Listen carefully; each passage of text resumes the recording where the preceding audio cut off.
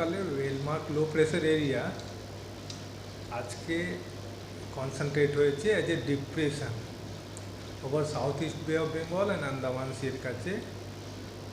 আগামী 24 ঘন্টা আর একটু ইন্টেন্সিফাই হবে ডিপ ডিপ্রেশন, আর তার সাবসিকুয়েন্ট 12 আওয়ার্সে আমরা বলছি যে হয়তো সাইক্লোন হওয়ার চান্সেস রয়েছে।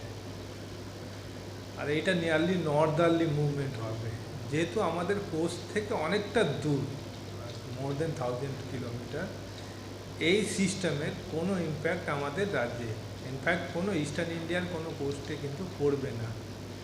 এবার আমাদের রাজ্যের যদি আমি ওয়েদার বলি, যেহেতু বে অফ বেঙ্গলে কোনো হাই প্রেশার জোন নাই, সাইক্লোনের অ্যাক্টিভিটি মানে ডিপ্রেশনের অ্যাক্টিভিটি হচ্ছে বলে বে অফ বেঙ্গল থেকে কোনো ময়েশ্চার ঢুকছে না। আমাদের রিজনে শুধু নর্থ ওয়েস্টার্লি উইন্ড রয়েছে, এই উইন্ডগুলো ড্রাই, ফলে ওয়েদার অ্যাক্টিভিটি খুব একটা হবে এই চান্সেসটা নাই। আগামী 3-4 দিন ড্রাই থাকবে, যতক্ষণ এই সিস্টেম যেটা বলছি আমরা যে আজকে ডিপ্রেশন রয়েছে কোথাও না কোথাও দুর্বল হয়ে যায় বা ল্যান্ডফল না করে, আমাদের ইস্টার্ন ইন্ডিয়াতে খুব একটা অ্যাক্টিভিটি হবে না। তাপমাত্রা, দিনের তাপমাত্রা নর্মাল থেকে 2 থেকে 3 ডিগ্রি কিন্তু আমাদের রাজ্যে বেশি থাকবে।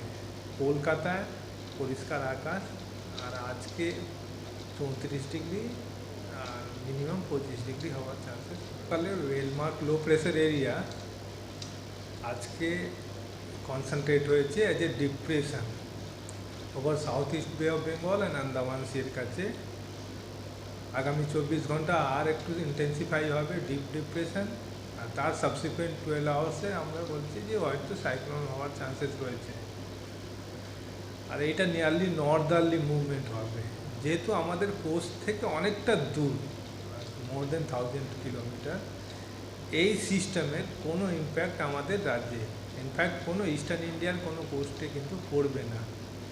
এবার আমাদের রাজ্যের যদি আমি ওয়েদার বলি, যেহেতু বে অফ বেঙ্গলে কোনো হাই প্রেশার জোন নাই, সাইক্লোনের অ্যাক্টিভিটি মানে ডিপ্রেশনের অ্যাক্টিভিটি হচ্ছে বলে বে অফ বেঙ্গল থেকে কোনো ময়েশ্চার ঢুকছে না। আমাদের রিজনে শুধু নর্থ ওয়েস্টার্লি উইন্ড রয়েছে, এই উইন্ডগুলো ড্রাই, ফলে ওয়েদার অ্যাক্টিভিটি খুব একটা হবে এই চান্সেসটা নাই।